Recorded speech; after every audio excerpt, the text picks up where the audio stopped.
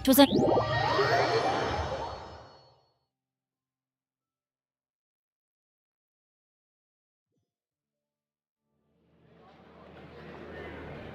Thank you for waiting. I finished checking your adventurer handbook. Here are your commission rewards. We have no other urgent commissions on the books at present. Thank you for all your hard work lately. Perhaps you two could consider taking a vacation. Amazing! Paimon never thought we'd end up having downtime and not cry. Things were pretty hectic when we first got here. Everywhere you looked, it was either the Wild Hunt causing chaos or the Fatui stirring up trouble. It felt like this whole region was one giant slime in a barrel, ready to go boom at any moment. Sure have. Things were looking pretty dicey, but in the end, we managed to turn it around. Whoa! Paimon just got deja vu! Oh, that's right. It's because we've done this like a million times now. Ah, yes. Are you two aware that the Moon Prayer Night is soon to take place? Oh, yeah! Llama told us that was coming up soon. Wait, why do you mention it, though? Do people in Nasha Town celebrate it, too? Paimon thought it was just for moon goddess worshippers. You're partially right. Most people in Nasha Town just see the festival as an opportunity to do business. They do not concern themselves with the religious element. The festival was first celebrated by the Frost Moon Scions. On this day, they would wear moon prayer blossoms and celebrate the birth of the moon goddess through song and dance. They would also prepare food and handicrafts and give them as gifts to others. Over time, it became Nodcry's most lively festival. Oh, sounds like fun! Great! Well, in the meantime, since Catherine doesn't have any commissions for us, let's focus on some personal business instead. When we first got here, you mentioned that this was where your spaceship landed? We didn't get to follow up on it at the time, because we got wrapped up in that whole rare situation, but now we can finally start investigating it properly. Well, there's a saying Paimon's heard around these parts, which goes, if you lift up a rock, you'll find something you weren't looking for. By that logic, you'll never find what you're looking for while you're searching, but the moment you stop looking, it'll jump right out at you. Could be worth a try though, right? Anyway, Paimon suggests we focus on other stuff we want to do for now, and just keep an ear out for spaceship-related intel as we go.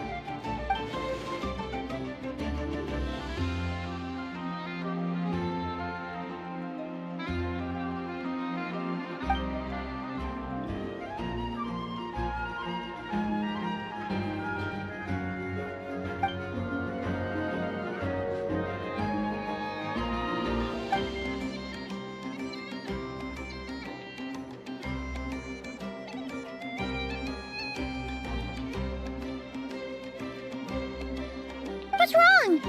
She looks super serious all of a sudden. Huh? Paimon gets why you'd be concerned about Columbina, but what does the doctor have to do with anything? Oh, that's true. And now that you mention it, we're definitely overdue for a showdown with the Fatui. It is weird that he hasn't shown himself this whole time. What could he be up to? True. Paimon would much rather deal with Marionette anyway. She says the meanest things, but when it comes down to it, she doesn't seem like a bad person.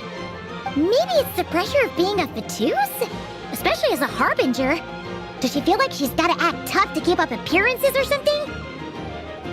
But then, every time we headed out with Rarier, she always wound up having to repair Polonia and her other robots. That's gotta sting. Losing face always hurts more for people who care a lot about their image. She's probably still furious about it. What? Relax! She's not even here! Huh? What's the matter? Oh, nothing. Sorry, we'll be on our way now. Where are we again? Oh yeah, Columbina? Right, yeah, let's go see Columbina.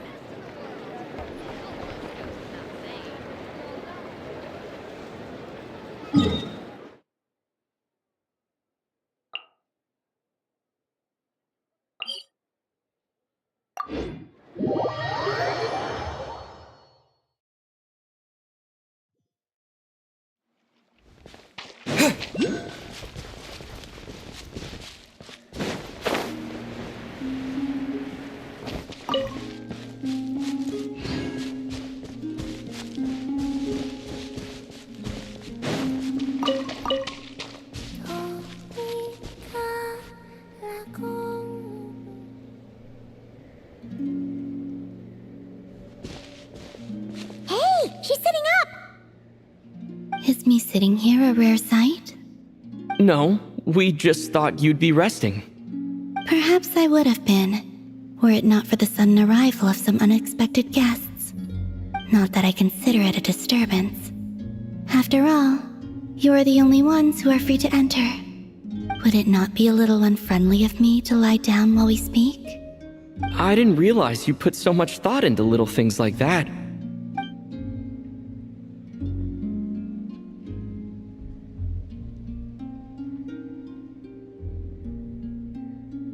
Only sometimes.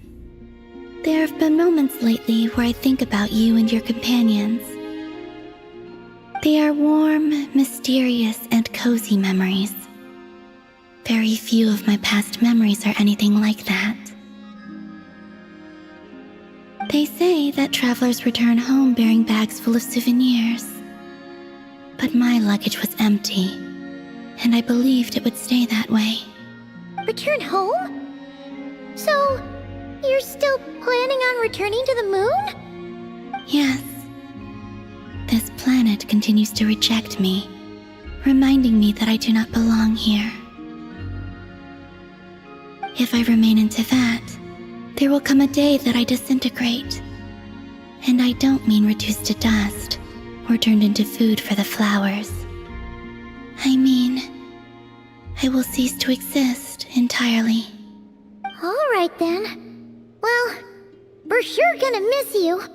But it sounds like we'll have to say goodbye. How do you intend to return? The moon prayer night is soon to arrive. On that day, the moon will be closest to Tevyat. The Kuvaki in this land will reach its peak at that time.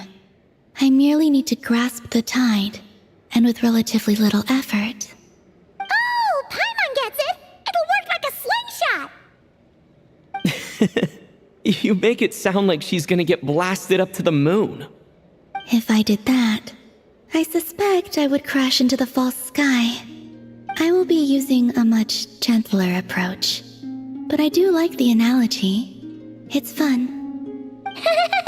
You see? She gets Paimon's sense of humor. In the blink of an eye, the time has come to part ways.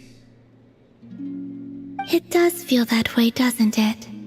Time seems to fly fastest when you are enjoying it. I have always thought of myself as a wanderer on this earth, and it has never expressed any desire to keep me here. Yet, just as I plan to depart, it tugs at my arm. Is this a gesture of affection? Or is the world mocking me? Oh, were you hoping I can answer that? Yes, you are a traveler, so you must have a lot of experience in this area. Then, what I would say is, enjoy the moment. That's right! Don't overthink it! Happiness is happiness and joy is joy! The point is to enjoy it, not analyze it! I see. Then what I would say is, even though I am very tired right now, I am still happy. I can't tell from the tone of your voice. Oh, really? You don't think I sound happy? I'm just kidding. I could tell you were in a good mood today from the moment we saw you. Ah, a joke. Albeit not a funny one. Anyway, I assume you're here about you-know-what. Give me your hand. Actually, it's not that. There's something else we wanted to discuss with you. Oh, then, do you still want to give me your hand? Or not? Sure.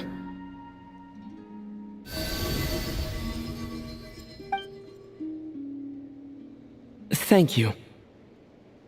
So, I've heard that in the moon prayer nights of the past, people here would hold celebrations in the moon goddess's honor. Since you helped so much in our fight against the Rehir of Solnari, I think you deserve a farewell party before you return home.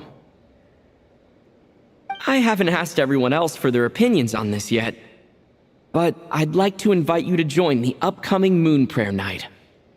I've never joined a moon prayer night before. I'm not sure what I would even do. Oh, don't worry about that! We take care of everything. All you need to do is show up.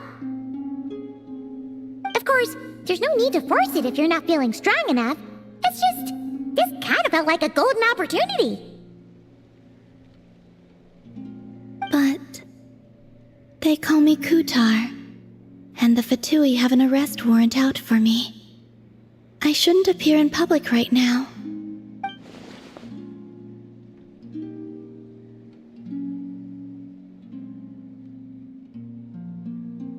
I'll make it work.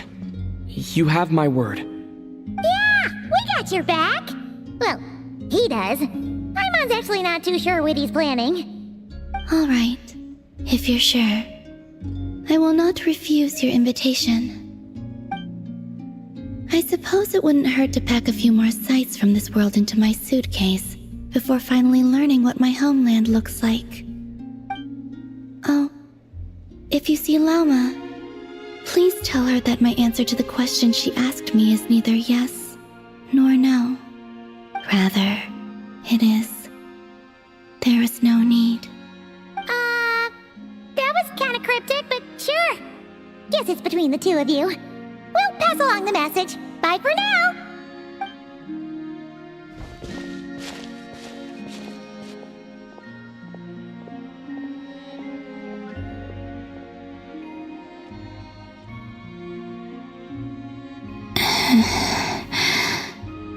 And also, I do not know.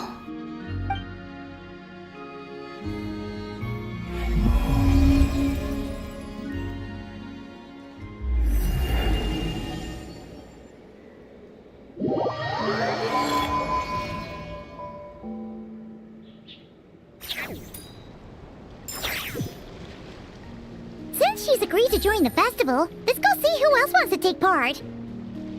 Lauma's gotta be the person most familiar with the Moon Prayer Night. We should start with her. Also, what exactly is your plan to keep her safe? Not sure yet. I'll figure something out. What? Are you serious?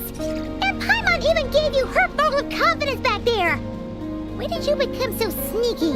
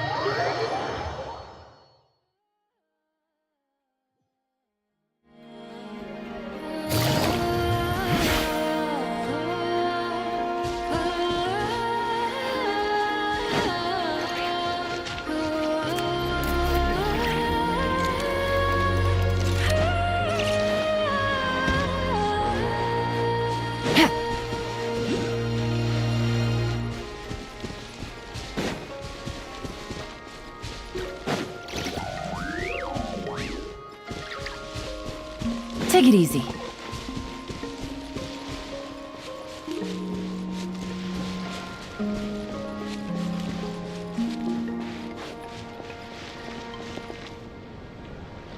Hey, Lauma! It's us! Huh? Varka? What are you doing here? Beats me. I had a bit too much to drink last night, and when I woke up, I was on Hisi Island. Mr. Varka is helping to oversee Nasha Town's preparations for Moon Prayer Night. He is here to go over some details regarding the decorations and custom cloth designs. Right, yeah, that too. What do you mean, that too? Yes, celebrating this festival is a long-held tradition here in Nodcry. On this day, the crescent moon at the top branches of the verdant crest turns into a full moon, and the moon prayer blossoms bloom with a special radiance. Our people take these to be blessed omens. It's an especially welcome event coming off the back of all that nasty business with Rare. Everyone got put through the ringer recently, and now they're looking to turn their fortunes around. The big shots in town all agree that a big, lively celebration is just what we need to rebuild people's faith in this place. No wonder Catherine said the people weren't so bothered about the religious element. That's right. It's become more of a local custom by this point. The celebrations have little to do with whether the religious stories behind this event are true or not. Even the Frost Moon Scions are eagerly awaiting the coming of Moon Prayer Night, despite now knowing that their past beliefs were founded on a falsehood. That's fair. It's a bit like the Lantern Ride in Liyue. It's a chance for people to enjoy themselves, not debate the existence of the Adepti. Oh, one other thing! We just went to see Columbina.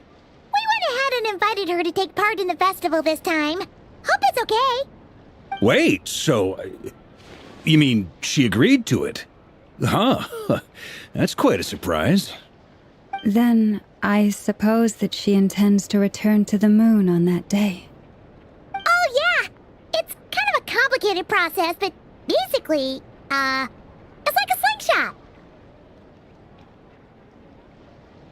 I understand. In truth, I had a feeling that she might make such a decision. Well, if Kuthar has decided to participate in the festival, we should prepare accordingly. Yeah, exactly. She was saying how it could be risky for her to show her face in public. We were wondering if there was any way we could hide her. Unfortunately, the people who carved the statues did an excellent job of capturing her likeness.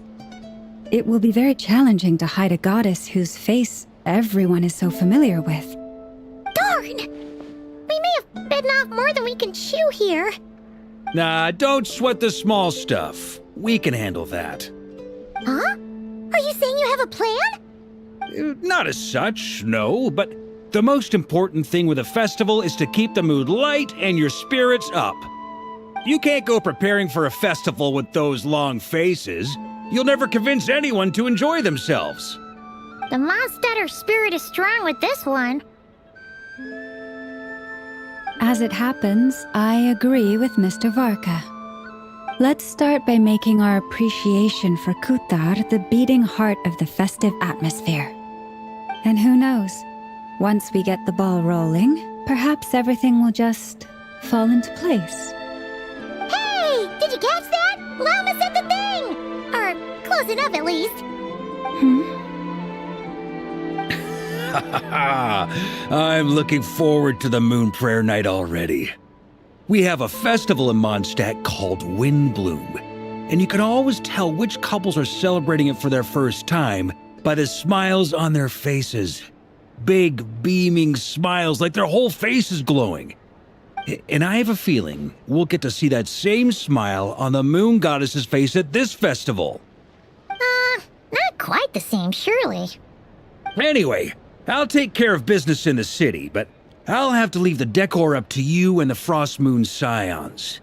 No one else can capture that traditional aesthetic quite like you guys. But lastly, there's the final key element that brings the festival to life. Companionship. Before you leave, let me show you something that we've been preparing. Mr. Varka had asked to see it already, so you may as well tag along. Also, I have some further questions about Kuthar's decision.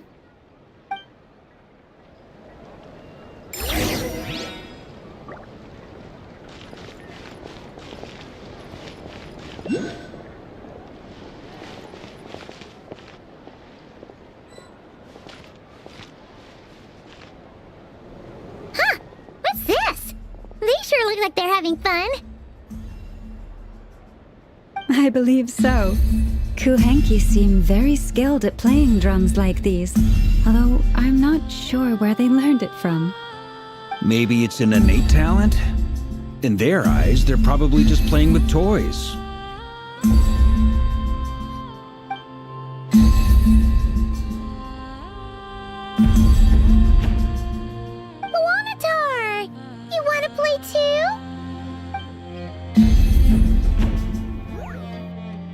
Yeah.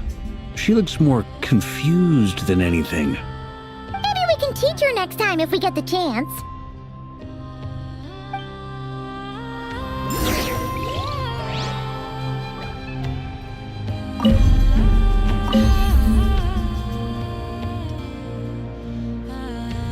What are these floaty things? Moon veils. We hang them from buildings in the city during the festival. When you look at the sky through them, it creates a lovely misty effect.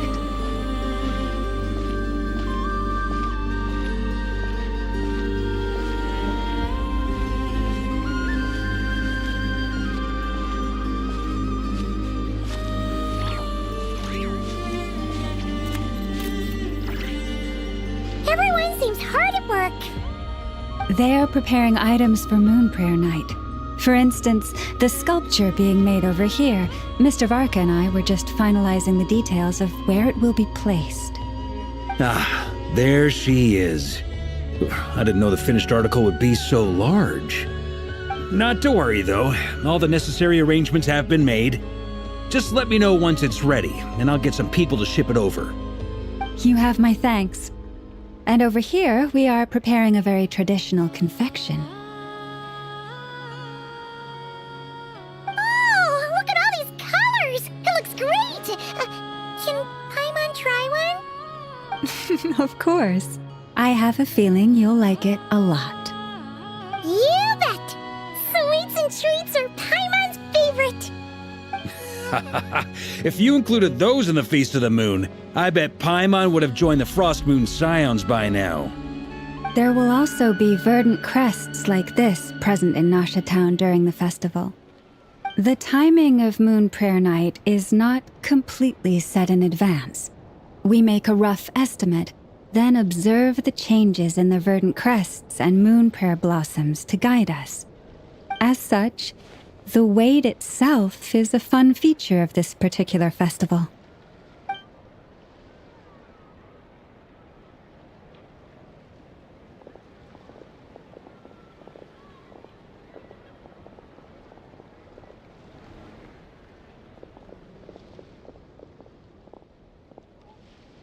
Let's talk here. To tell the truth, I am very surprised to hear that Kutar is willing to participate in the festival. I once asked her if she'd be willing to stay with the Frost Moon Scions. I could introduce her to everyone, and we could be a family to one another. She did not answer, but she has not appeared here since. I took this to mean her answer was no, but if that were the case, she would not have accepted this invitation. Ah. I see. Maybe she is right. Maybe the Frost Moon Scions of today no longer need a moon goddess. But my wish was not for her to come here and be worshipped as a deity. I simply wanted to offer her a place to stay. I'm sure she believes that showing herself here might invite Fatui intervention, and as such she does not wish to cause us trouble. But what really pains me about all this is that this is her birthplace. She ought to belong here, yet no one has been able to grant her shelter. I think I'm qualified to weigh in here. When someone's about to depart on a long trip, what they need is blessings, not burdens. We should wish her the best, not make the journey harder than it already is. Anyway, she's agreed to attend, hasn't she? All we need to do is simply respect her decision. I see your point. Yes, she will soon depart after all. Our job is to leave her with some happy memories. Besides, who's to say her journey to the moon is a one-way trip? It's not like she can't come back and visit if she wants, right? Paimon agrees wholeheartedly. Festivals are all about having fun, so let's keep it simple. All right, I'm gonna head back to Nasha Town soon. Want to come with? I'm guessing you have some other folks to visit there. Sure thing, let's go! Bye for now, Wilma! Thank you all. Goodbye.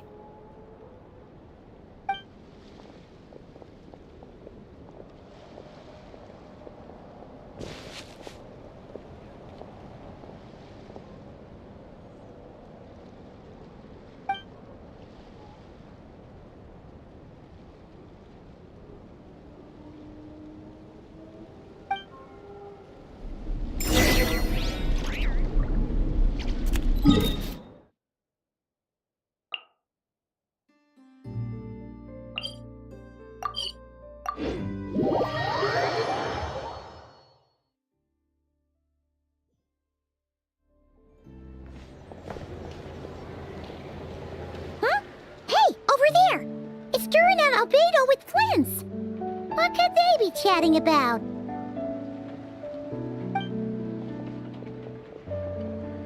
Your guess is as good as mine.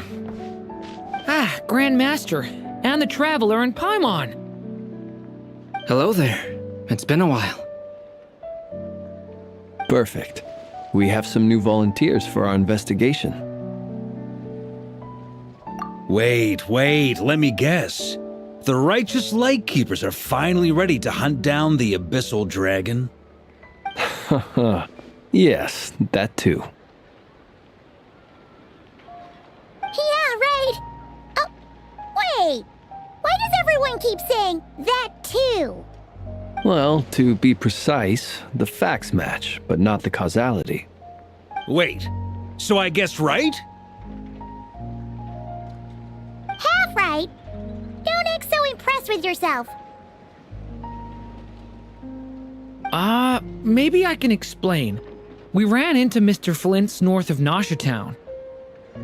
At that time, we just noticed a few abyssal creatures out in the wild, but the strange thing was, I didn't detect any traces of abyssal energy on them at all. On closer inspection, we realized that they were not real monsters, but something akin to reflections in the water, or perhaps a mirage. Huh? What do you mean? Like, you could see them but not touch them? Exactly. It was very peculiar. They roared and tried to attack us, but we could not make any physical contact with them. I think I've heard of things like that happening in Notcry before, but I don't know much about it. Yes, it's a known phenomenon. Mirage-like illusions tend to appear in Nodcry in the run-up to Moonprayer Night. From a distance, they appear quite real. I myself thought that Misters Durin and Albedo were locked in battle with abyssal monsters when I first arrived. But after sharing intel and investigating a little further, we can confirm that these illusions are harmless. There is no great cause for concern. All the Mirage stories I've heard are either animals, rocks, or small houses. Abyssal monsters, though? That's a first. It's a first for me, too. So I'm planning to look into it further just to be on the safe side. I intend to inspect a few more locations. What about you two? Any plans?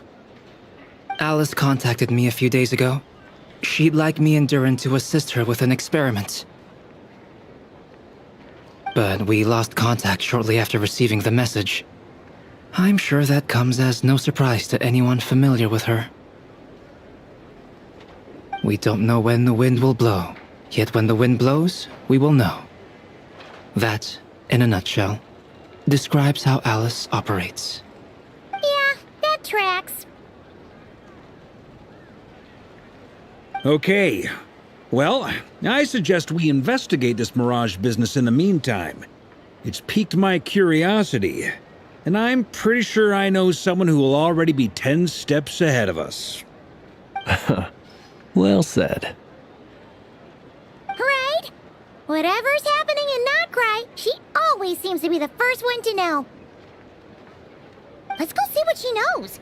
We can invite her and her staff to the festival while we're at it.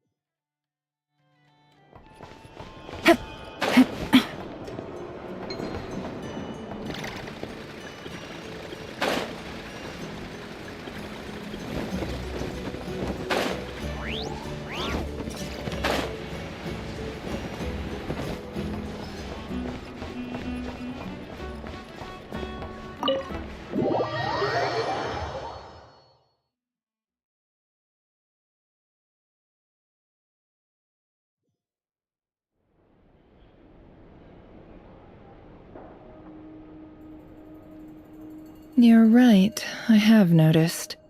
There's certainly something a little fishy about this situation. Only a little, though. Records indicate that this phenomenon can occur in the days before and following Moon Prayer Night. That said, it has always been a rare sight in the past. The odds of encountering these phantoms are similar to looking up in the night sky, happening to see a shooting star, and managing to make a wish before it disappears. But this time, either everyone's getting lucky, or they're appearing far more frequently than usual. Yehoda's out gathering intel as we speak. In the meantime, let me check off some points of interest. First, the Abyss. The ones we saw seem to be abyssal monsters. Indeed. But we have identified one location where many more of them have made an appearance. And not just monsters, but human phantoms too. Given the scale and nature of the phantoms, it's almost as if someone's last memories are coming to life. Or perhaps the memories of multiple people. Oh. So you mean the phantom monsters are hunting down the phantom humans?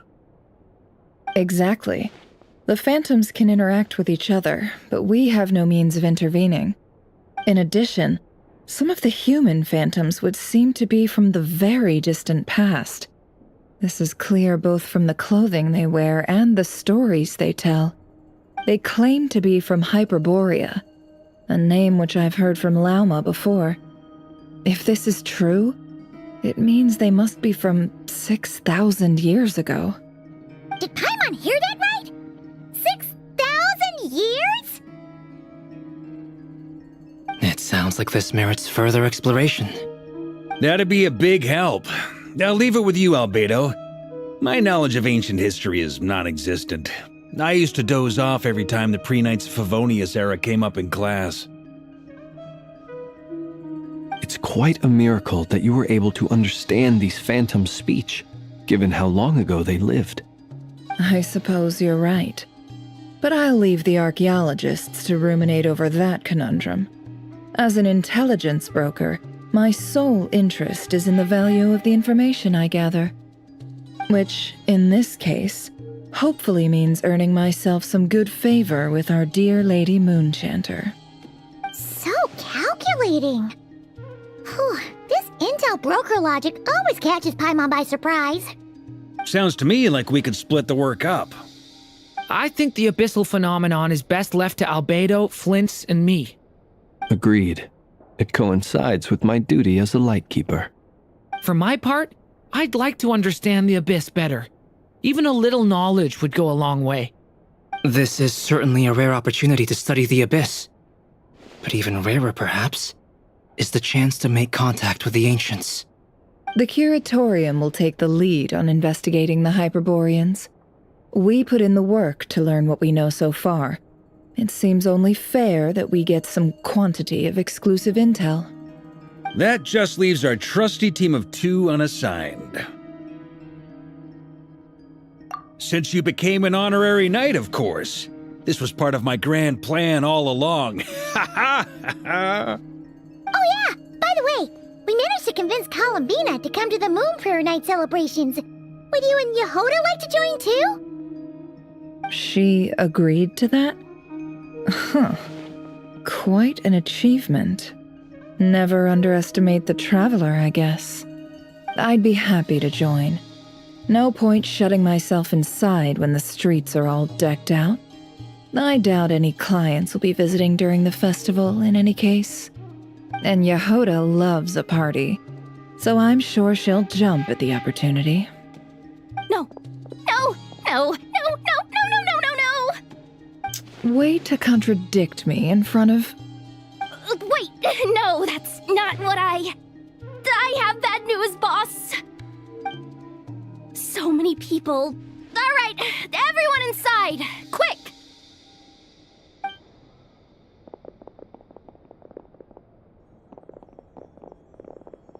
This is gonna sound crazy, but hear me out.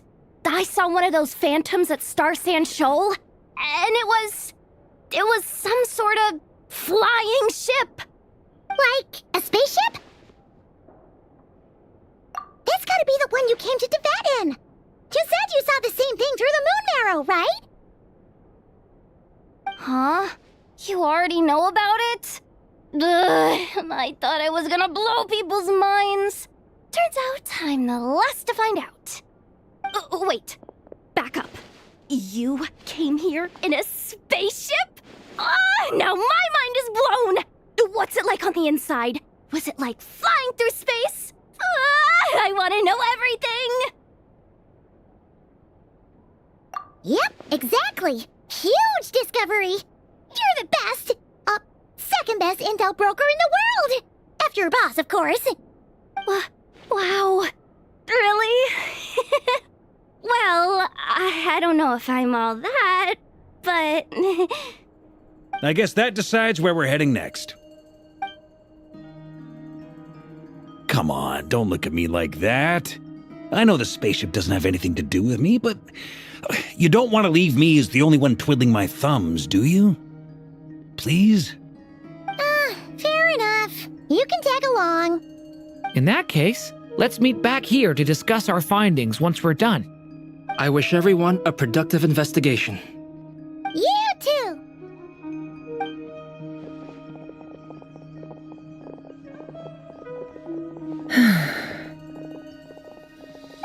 What's up, boss?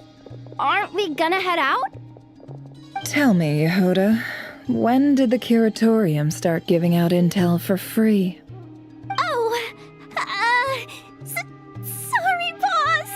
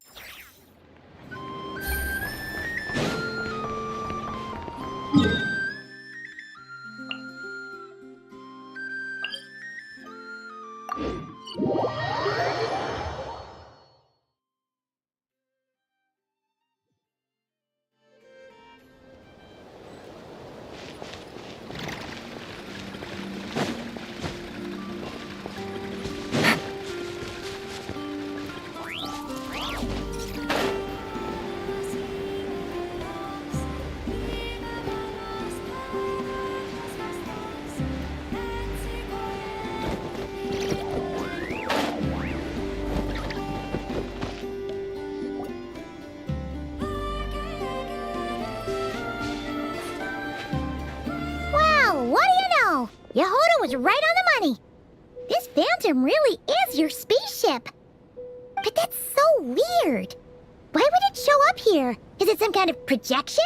Or a ghost? Like, maybe it no longer exists, but somehow it left an afterimage? Ah, you're already here. Miss Lauma, what a surprise. I thought you were busy with festival preparations.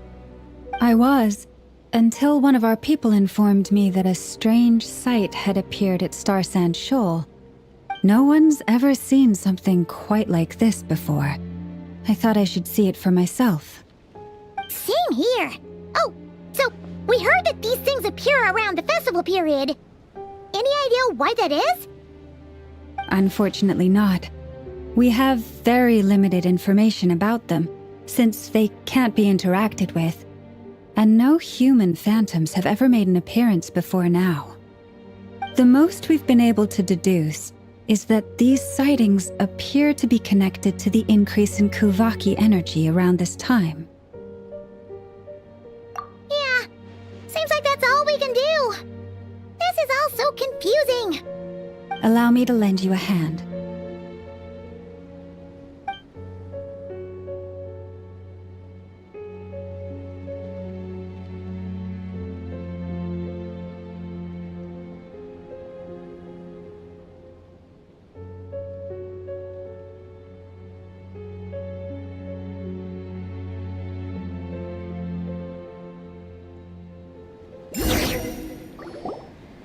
Everyone, our friend here should be able to provide us with some information. Is that A phantom rhymehorn deer? I've heard about how the Frost Moon Scions live in harmony with the animals and can even communicate with them. That's coming in handy now, for sure. Okay. Yes, I understand. Then how about this?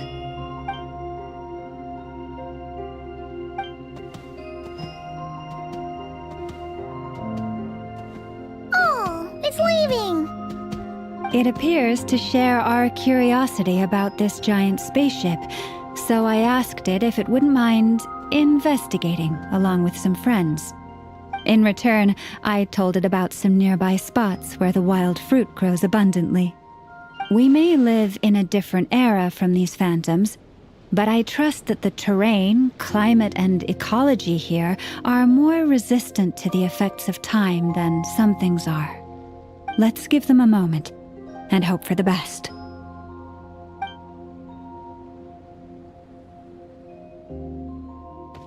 All back together? Must have been a lot of fruit. Indeed. Now let me ask them some questions.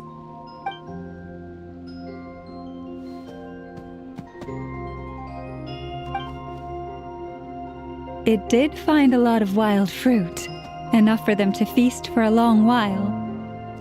This puffin circled in the air several times, but didn't spot anything out of the ordinary. Certainly nothing to do with the spaceship. Huh. Well, it definitely makes sense to get a bird's eye view. Indeed. Other than that, I was also thinking that the world these phantoms see is also different from ours. Oh, I get what you mean. The wild fruit exist in both times and spaces, but there might also be things that only exist in that space-time, which we can't see. Good point. Great thinking, Llama. Blunthorn rhinos can use kuvaki to shift great rocks, but this one says it couldn't get that ship to budge by even an inch. The sniffer mole tried too, but despite being a skilled digger, it could not get through. They say that the spaceship looks robust and undamaged. It seems completely impervious to any and all attacks. Whatever lies within is well defended from harm. So, just like us humans, there was nothing they could do about this spaceship either. Yes, still, they deserve our thanks. We are grateful for all your efforts, dear friends. Now go, and enjoy your feast. I've noticed some other human phantoms gathered nearby. Come on, let's go talk to them.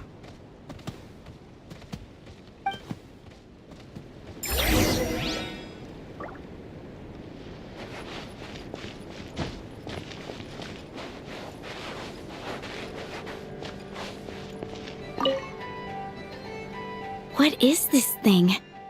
I've never seen it move, and there's no way to get inside. Goodness knows. My grandpa says it's been sitting here at least since his grandpa was still alive. What about his grandpa? Did he say anything to your grandpa's grandpa about it? Huh?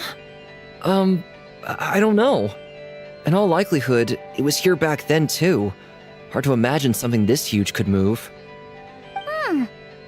Guess that means that as far as they're concerned, this ship's been around a long time.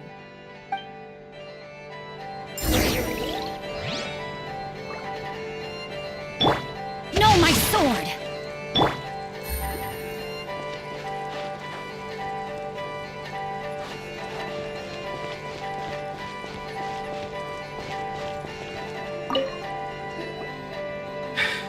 Come on, brothers. If we can get even a small chunk off of this thing, it's gotta be worth a fortune. Today is the day we strike it rich. Huh? You mean Paimon? Yes, brother, I shall join you. Let's make our fortune. We should go with them. What the? This thing is crazy tough. I can't even scratch it. What's it made of? Sorry, brother. Looks like we'll have to seek our fortunes elsewhere. Enjoying yourself? I was just seeing if I could influence this phantom's perception by playing. But nope, no dice.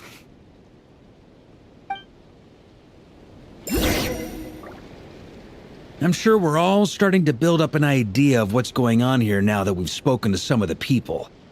These phantoms are reenacting real historical events in Nodcry.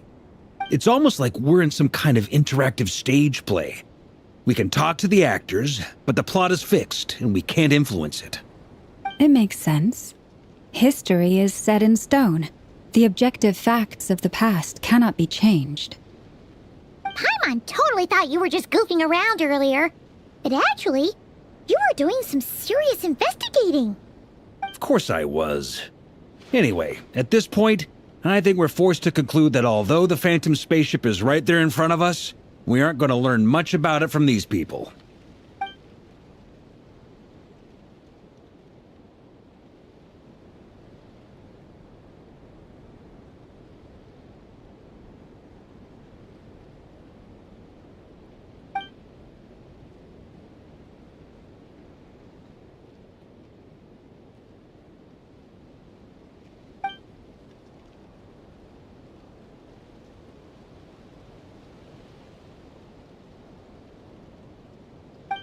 Don't be discouraged. If nothing else, this is proof of the ship's existence. And think about it. So many people tried to hack their way inside, but no one could get the door open. It's made of very tough material. To me, that says that we'll either find the ship itself or the story behind it. It's just a matter of time.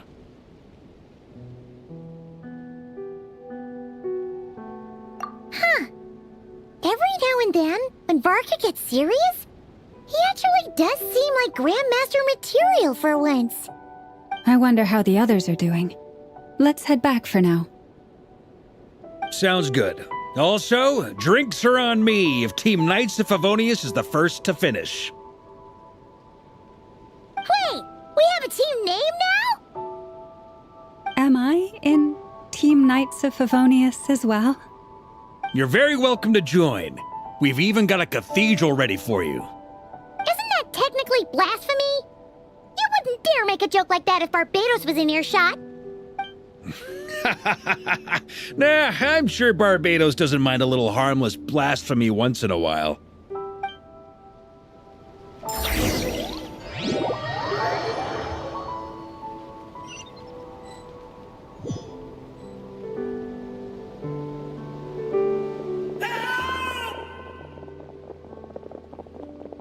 Oh, no! Get away! Oh.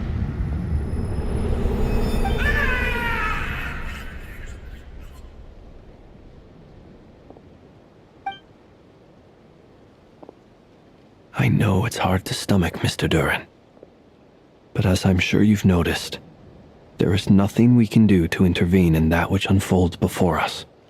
But we have to at least try. And try you have. But are you aware of how many unsuccessful attempts you've made now? I wasn't keeping count.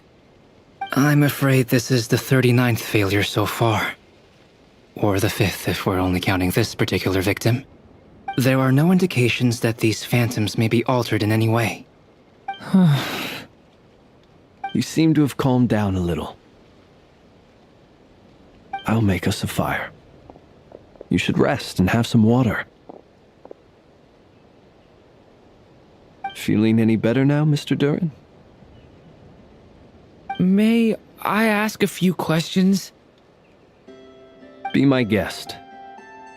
What exactly are we witnessing here? What happened to those people? My guess would be that we are seeing Nodcry during the Conrian Cataclysm. Would that be accurate? Conria. That is correct. As you know, once the Abyss senses even the tiniest crack, it floods in and spreads like wildfire. There was a time in the distant past when it permeated all of Nodcry, causing immeasurable harm. The people paid a terrible price to heal this land. Then, 500 years ago, the whole of Tevyat suffered an abyssal disaster. Once more, Nodcry was dealt a devastating blow. I see. In the face of the abyssal onslaught, all were like grains of sand tossed around by a tidal wave, be they human, fae, or god. The moment you witnessed is but one drop in a whole ocean of catastrophe. All right. I guess that answers my second question, too. I wanted to know why there's nothing I could do to help them, and that's because what we are seeing is history. That would be my guess as well. As I understand it, history and fate are not all that dissimilar. The latter may be unseen to us, but both are immutable. Yes. Fate was determined long, long ago. I still have a couple of other questions for you, Mr. Flint's. You mentioned more than one abyssal disaster that has struck this land in the past. How can you be sure that what we're seeing is from the Conrian incident? And also, how are you able to stay so calm when you're talking about these events? From everything I know about you, you're not cold or ruthless, and you're not indifferent to the suffering of others. Alas, I am forced to show my age. I must be 600 or 700 years old by human measure. Wait, so you... One is not easily moved by history when one has witnessed the truth firsthand. I'm sorry. You needn't apologize. Your passion is a good thing to have. Treasure it, because someday you may find it in terribly short supply. Now, at the risk of offending you, I have a question in return. Your curiosity toward the abyss, is it born from hatred or because you sense its call? I only ask because I kept a fragment of Rarir's body in my lantern for a short time. Specifically, his heart. So I know what a burden it can be to carry the abyss with you. And I hear its power growling from somewhere within you. In my eyes, your mere existence is a miracle. My honest answer is... I don't know. I don't think I have the confidence to say for certain. What I will say is the abyss is not the only issue that haunts me. Even before I became who I am today, the question dogged me constantly. Should I even exist at all? My doubts remain unresolved. But when we fought Rarir, something became a little clearer to me. Sometimes it is the darkness within us that allows us to achieve the impossible. I certainly got the sense from your 39 attempts that you were trying to achieve the impossible. It sounds like you've resolved to see the truth for yourself. Absolutely. In that sense, he and I are quite similar. Then I wish you every success. I look forward to the day of your transcension. Well, if everyone's caught their breath, I suppose we should head back. Oh, and one last thing. I'd appreciate if you kept our discussion about history a secret.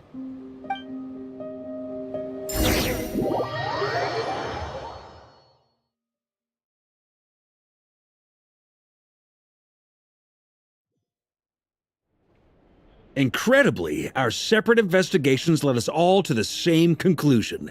Hooray for consensus! Yeah, but we barely learned anything, though. I totally thought this would be the mother lode. Talking with the ancients? I mean, come on! But nope. All we got was useless snippets of conversation. And all this stuff about moons and hyperopia. What a load of baloney. Seems like people back then had a few screws loose. I understand your frustration. We found the same issue. Each phantom only showed a very brief moment in time. There isn't much value to be found in these miscellaneous fragments of a civilization's history, no matter how glorious it may have been. If there's a silver lining, it's that these phantoms are harmless to the present reality. They shouldn't get in the way of the festivities. Paimon agrees. And not just because it's the first thing she understood in this whole conversation. You look disappointed, Nefer. Is something the matter? What do you think? We all worked our tails off, but the only one to gain anything from it was you, Lady Moonjanter. Well, please do share the Hyperborean records with me. I will gladly inscribe them in our people's documents. Oh, duh! Yeah! That was it! Hyperborea! Hyperborea. I'm serious. Only an expert in the Frostmoon Scions and their history can turn these records into valuable research material.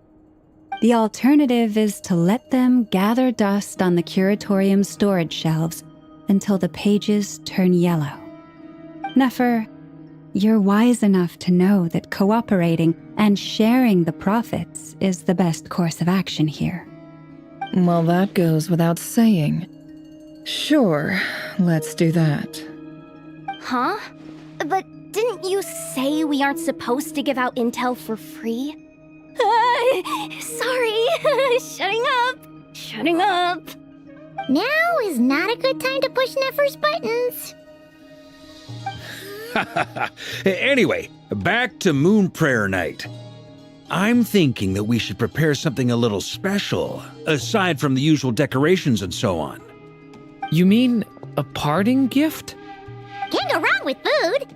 Although, does food go bad on the moon? Perhaps a lantern would be a better choice. It might be dark up there. It could prove difficult to light a lantern on the moon. Magical stones might serve that purpose better. What about a clockwork mecha model from Fontaine? I've got a whole bunch at home. I use them for fighting practice in my free time. None of these sound like things she would be even remotely interested in. But we don't interact with her enough to know what she likes. Yeah. It would really save us the guesswork if someone could find out what she's into. Wait, what the? Traveler? They're all looking at you. Great! Haha, problem solved. Now, I need to stop by Dory's. Gonna need her help sourcing a bunch of stuff for the festival. Then let's leave it there for now. We all have our own business to attend to. Traveler, if you find out what Kutar likes, let us know right away.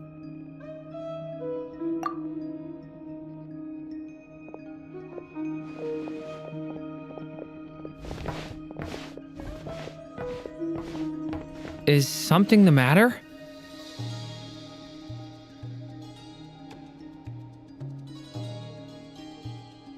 I'm fine. It's just...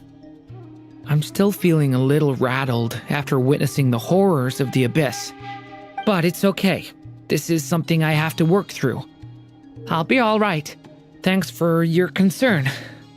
Well, don't put too much pressure on yourself. If you ever feel like something's wrong, physically or mentally, we're here to talk. Come on. Stop treating me like a kid.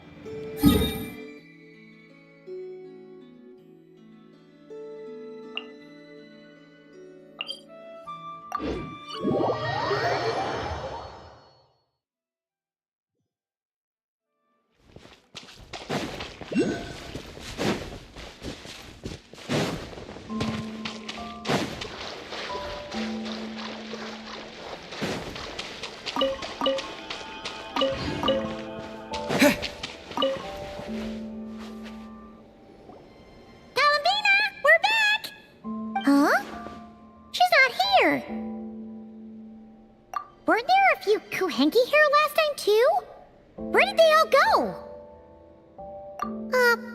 Walkies? For Kuhenki? You're not pets, you know. Oh, well. Looks like we just came at a bad time. Let's try again tomorrow.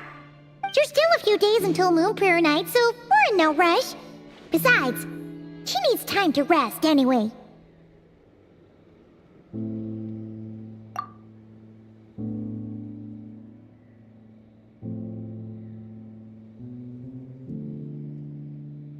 Kalamina! Are you back yet?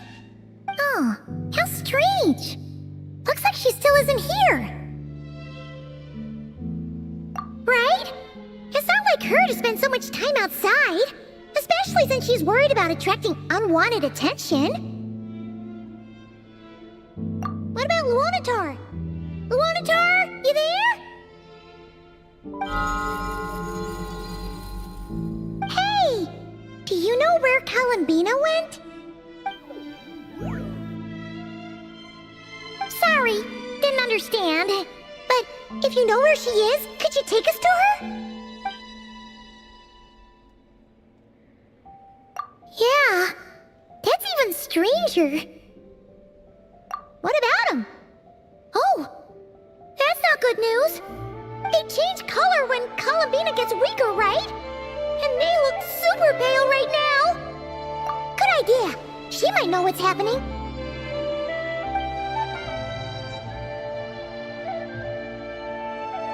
Mama! Ah, it's you. How is Kutar? Is she okay? No, she hasn't. I came here to check on her after I noticed the flowers had changed color. Based on past precedent, she must be very weak right now. Even getting up to walk would be a struggle. It seems unlikely that she wandered off outside. Not to mention that she doesn't do that at the best of times either. So yeah, this is super weird. No. Very few people are in the know about Kutar's whereabouts. And if anyone suspicious had visited, they'd have left some sort of evidence. Come on, let's go to Nasha Town. If anyone has seen her, someone there will know about it. It's not Cry's information hub after all. Makes sense. Let's go!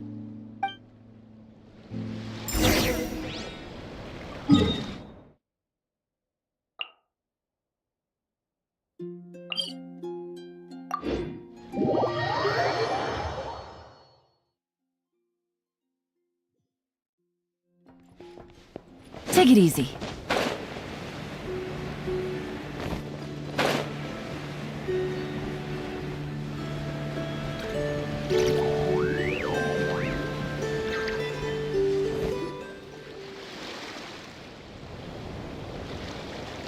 Wait a moment. Is it just Paimon, or is this stall kind of suspicious? It's never been here before, right? No, I don't recognize it. Alas, your free and easy adventure time is over. Now, prepare to face the final boss of Nod Cry. Whoa! Where'd that voice come from? Not sure, but it's definitely hostile. No, not that way. The final boss is right here. The sniffer mole? That's the final boss? Surely not. Also... Okay, the jig is up. I'll stop teasing you. Turn around. I'm right behind you. It seems I've managed to leave quite an indelible impression, even though you've never seen my face. Oh, nothing could make a great mage more pleased with herself.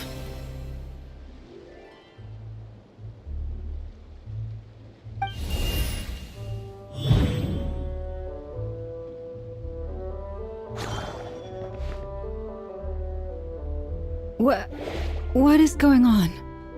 I've heard that all the big shots in Tevyat have long, wordy titles that stun people speechless when they make their entrance.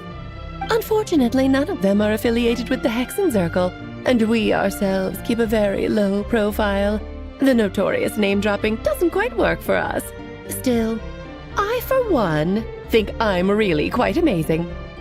So that didn't stop me from coming up with a title anyway. Alice! It's really you this time? Not a lantern or a Dodoko, but Alice in the flesh? Oh, that's right.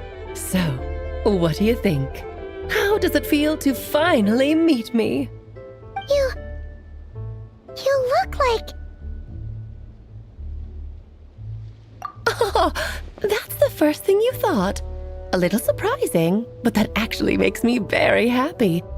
Because that means that when Klee grows up, she'll be just as stunningly beautiful as her mother. So she's a friend of yours? Kind of. This is actually the first time we've seen her in person. I see. Madam Mage, that was, quite a powerful entrance. I certainly won't be forgetting it anytime soon. It's okay, Lauma, don't force it. Paimon will do the honors. This is Alice from the Hexen Circle. She's a friend of ours. And of Arcus, too. That's right. She's a good person, just kinda unpredictable. Well, what is the human heart if not unpredictable?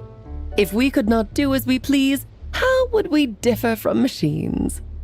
I am Lauma, Moon Chanter of the Frost Moon Scions. It is a pleasure to meet you. Oh, I know. Before you got here, I spent a good, 15 minutes getting up to speed on Nodcry's present situation. In other words, I've read the whole in the last episode part, so we can skip the pleasantries. Fair enough. Well, Miss Alice, I can already tell that you have quite a unique personality. You'll get used to it. Paimon sure is. So anyway, what are you doing in Nodcry, Alice? Oh, I thought I told you already. This time, I'm the final boss. And what a formidable foe I shall be. Powerful, confident, decisive, and good luck finding my weak spot. You will never succeed. Oh, drat! My one weakness, and you found it in an instant. Fate has been dealt a devastating blow. Thus falls the great Dodo King. Why are you playing along with this nonsense? For funsies, of course. What's wrong, Paimon? Are you disappointed in me? Am I a gigantic letdown? No, it's just... you seem like a busy lady. And this is the one time you've shown up in person. Paimon figured it would be for something more high stakes than just goofing around.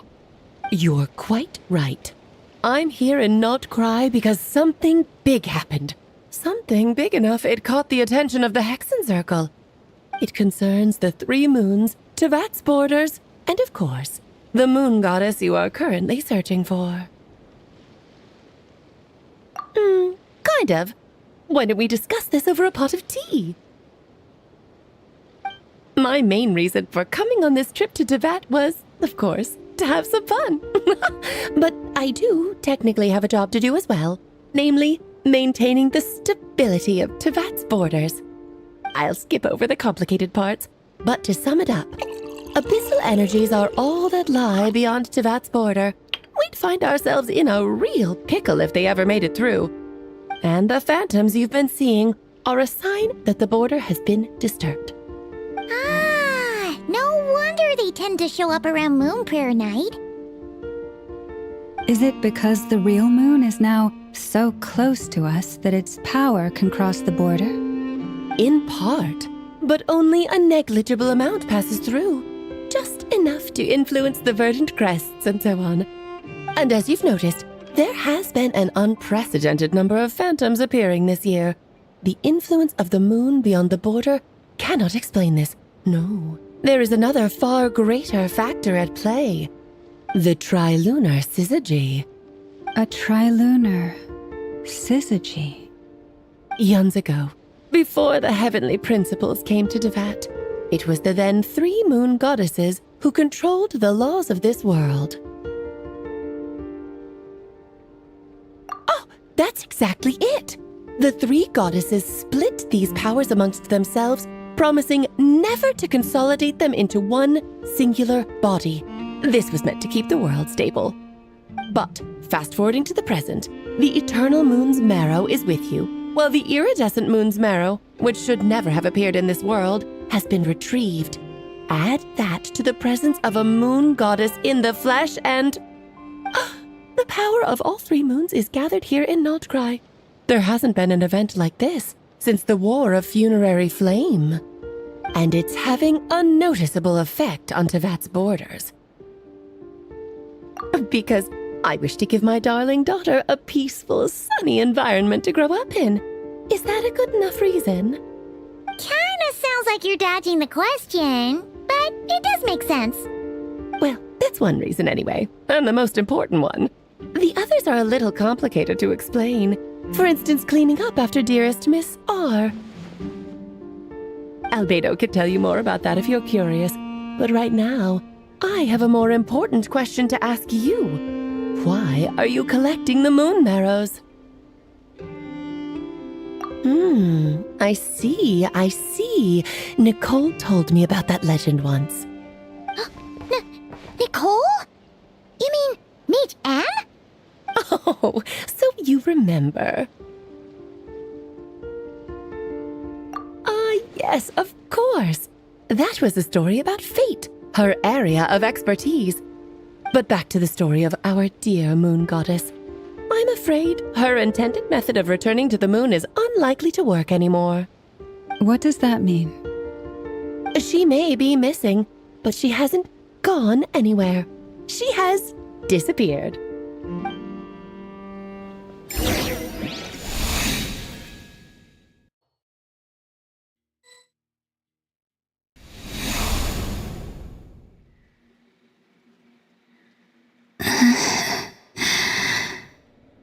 My body is so heavy. Wait, no. It's my mind that's heavy. My arms and legs are as light as a feather. What's happening to me? I feel drowsy, like I've been asleep for too long. Is it daytime or nighttime? Is the moon out? I think I'll go for a walk.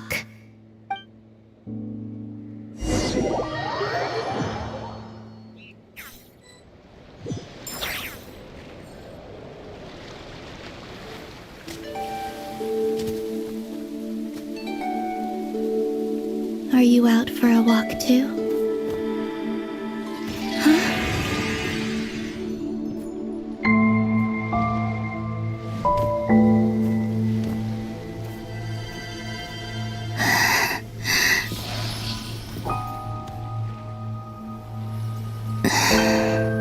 The day has come at last.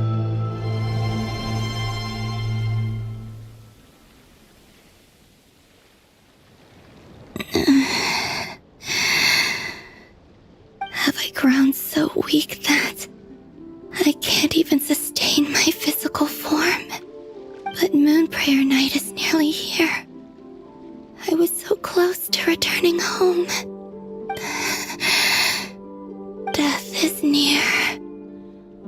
Is this how it ends for me? Will I return to the moon after I disappear? Or... I don't want it to end like this. So far, at least, I still exist. Even if not physically, I can still feel. But as my power wanes, I'm sure that too will fade. I suppose I might take one final look at this world.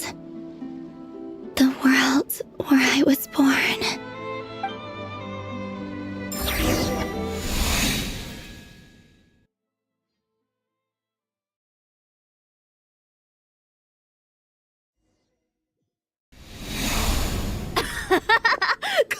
Come on!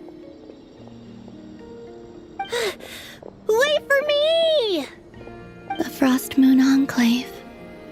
How much it has changed since I was born.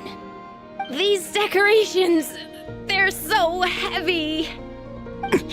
It's times like this when you kind of wish men could be priestesses and acolytes.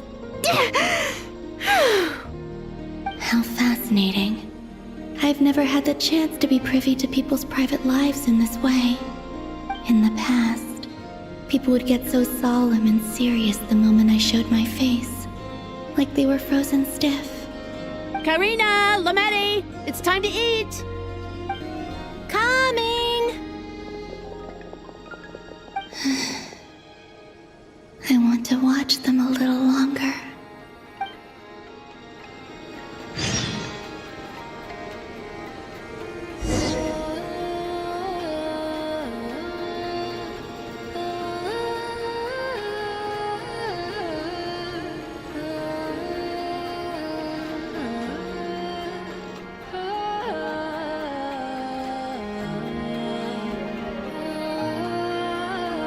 I'm sure you're both tired from playing all day. Come on, eat up.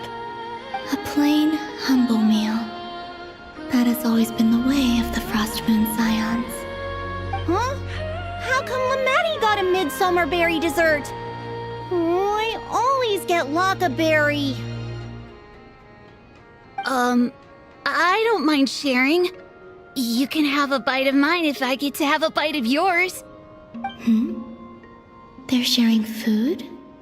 I've never shared food with anyone before. Even at the Harbinger tea parties, everyone just ate off their own plate. And when I couldn't finish my food offerings from the Frost Moon Scions, they'd leave the leftovers out under the moonlight for the animals to claim. Hey! That was 2 bites! Oh, then you can have another bite of mine. Oh, you too. Oh, don't fret now. Here, have some of Granny's too. So this is what it means to be family.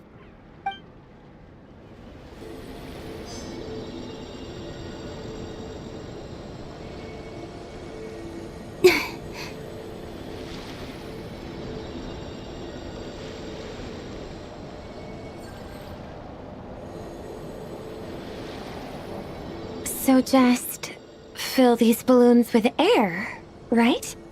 Yep. Try a couple now to test things out. The rest can wait till Moon Prayer Night. Think fast. Breda! Teasing an acolyte of the Frost Moon Scions? Surely that's a punishable offense. Take this!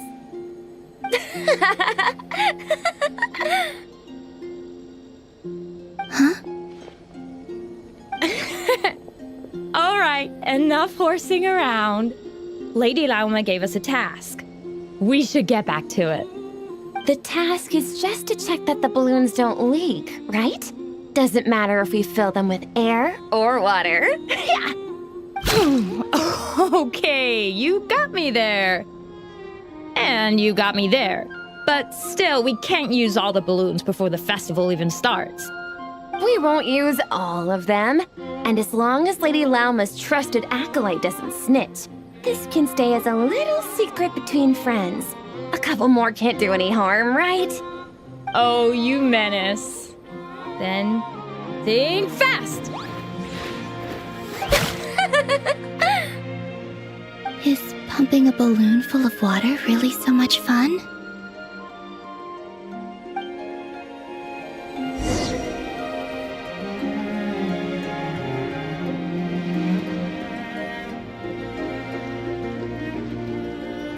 I'm seeing so much that I'd never usually get to see. They'd never act like this when I was around. It's nice, being able to just watch people in peace in these final moments. What a rare opportunity. I think I'll go take a look around Nasha Town, too. Maybe the Traveler will be there.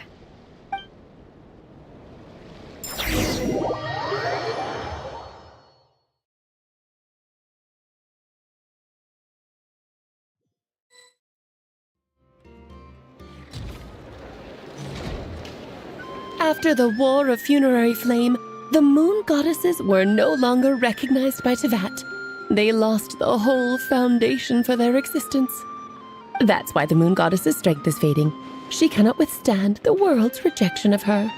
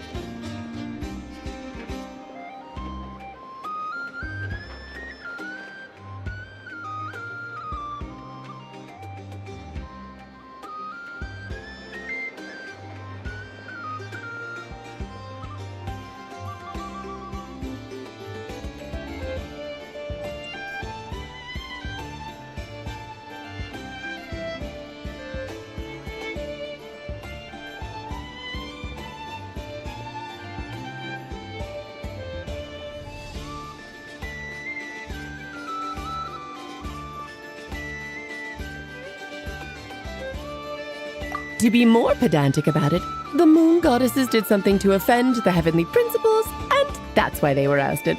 Something of a recurring theme in Tevyat's history. Theoretically, speaking so candidly should put me in their crosshairs too, but they can't tell me what to do. I'll say whatever I want. Anywho, the moon marrow energies were but a drop in the bucket for her, and that battle against the Ray Hair of Solnari only weakened her further. Fortunately, it happened close enough to Moon Prayer Night when the Kuvaki concentration here is high. That's the only reason she managed to survive this long. What do you mean, fortunately? You said she disappeared. We're too late. Oh, what a headache. I thought this was all common knowledge. I guess I have some more explaining to do. Okay, buckle up. It's time for another lecture.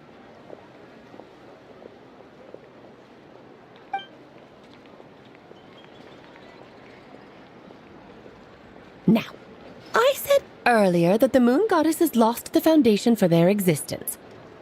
The reason for that has to do with the natural order. Basically, the rationale for their existence in Tevyat was lost. The same logic applies to the present moon goddess too. Consider her existence so far.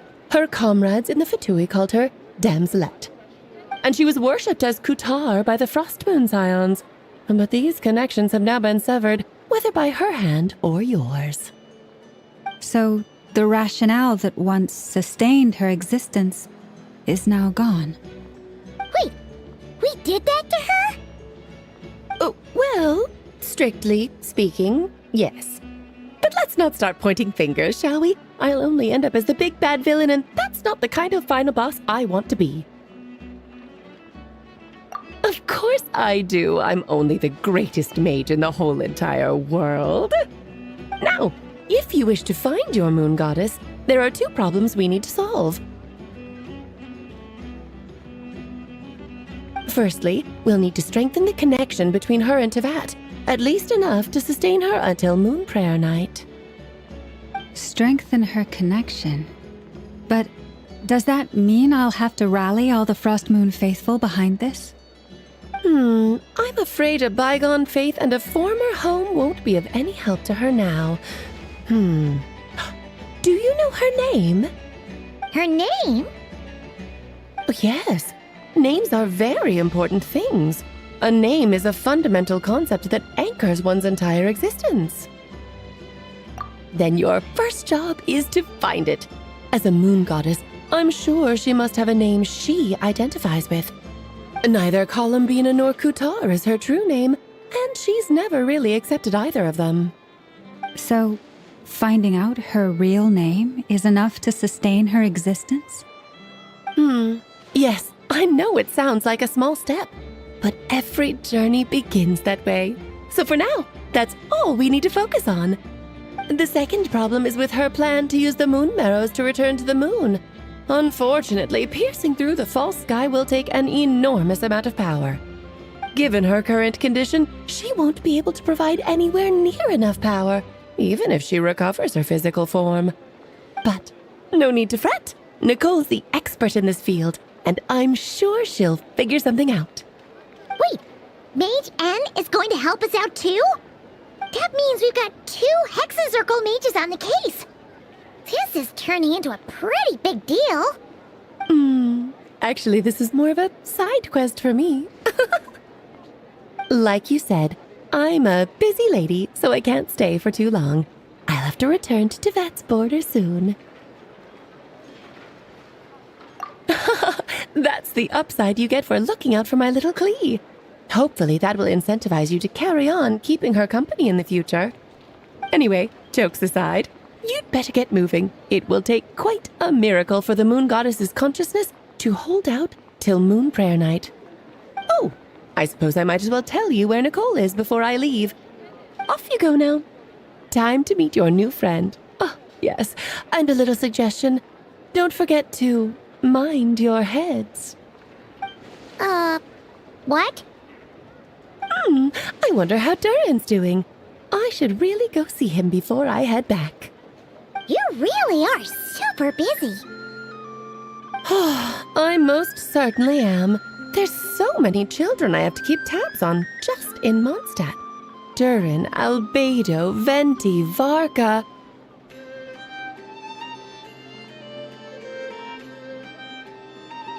Klee didn't make the list, huh? Of course not. Klee is my pride and joy. I have no qualms about her, because she's the best child in the whole wide world. Yep. Klee's a little angel. I'm glad you agree. Well, all the best. See you when I see you.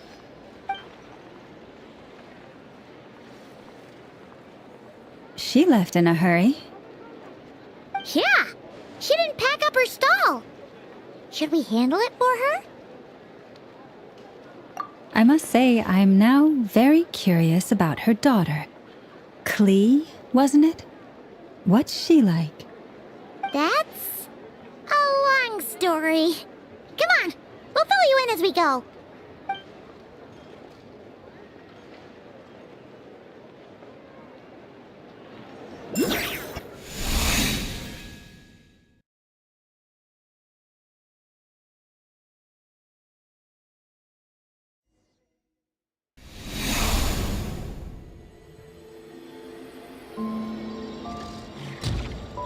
What a lively place.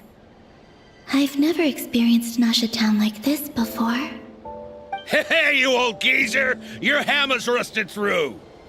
Who are you calling old geezer? Are they quarreling? I'm looking right at him! You've really gone downhill since giving your daughter free rein in the workshop. Can you even swing a hammer anymore? It shouldn't take you days just to fix a single chair! You might as well use that hammer to massage my back for all the good it's doing. Don't run your mouth, or you'll get a back massage that'll put you in bed for the rest of your life. Look, the materials haven't arrived yet, all right? You know how busy it gets in the days before moon prayer night. I'll bet you send all the materials to your little princess. Blood's always thicker than water, huh? All right, you've made your point, Uncle Koski. As soon as the materials arrive, fixing your chair will be the #1 priority. And Dad, if you've got time to chat, why don't you lend me a hand, See? Lolka knows what the score is. I guess they're friends. But the way they spoke to each other was so ugly. Then again, it wouldn't be the first time I've seen something like this. Columbina! Sing outside my door in the middle of the night one more time, and I'll unscrew your vocal cords. You hear me? Oh, Zandrone. So that was her way of trying to be friends with me. What a pity. I won't get the chance to say any ugly things in reply.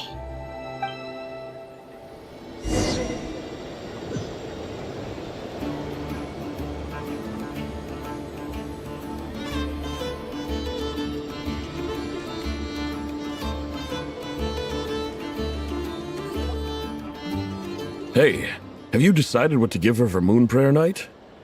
I sure have. She's gonna get the surprise of her life when she's least expecting it.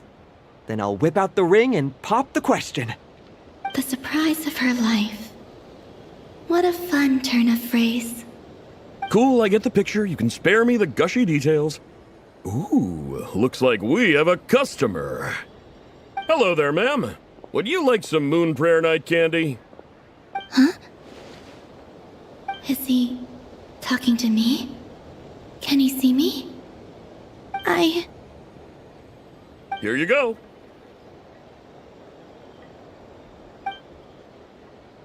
Oh.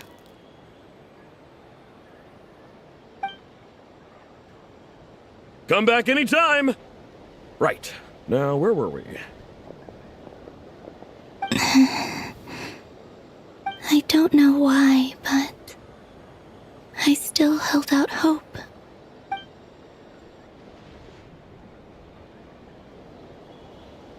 The most important thing right now is to find that mage.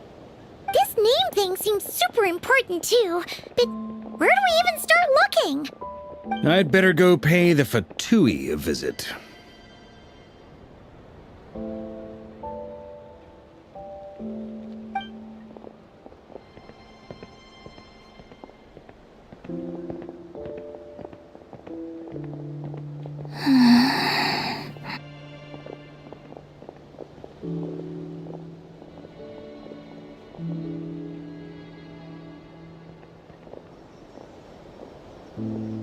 Columbina?